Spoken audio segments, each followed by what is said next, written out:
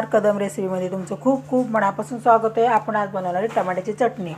तर माझ्याकडे गावरान टमाटे होते मस्त लाल लाल, मी एवढे कापून घेतले।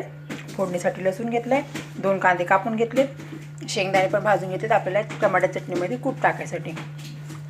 आता आपण पहिलं आपलं तेल गरम झाले, आपण याचे जिरे मोहरी टाकूया। मोहरी चांगली तडतडली मग जिरे टाकूया।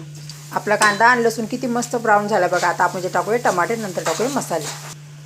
आता सगळे मसाले टाकले आपण याच्यामध्ये, याला आपण झाकून ठेवूया चांगले शिजन तोपर्यंत आपण शेंगदाणे वाटून घेऊ मिक्सरमध्ये।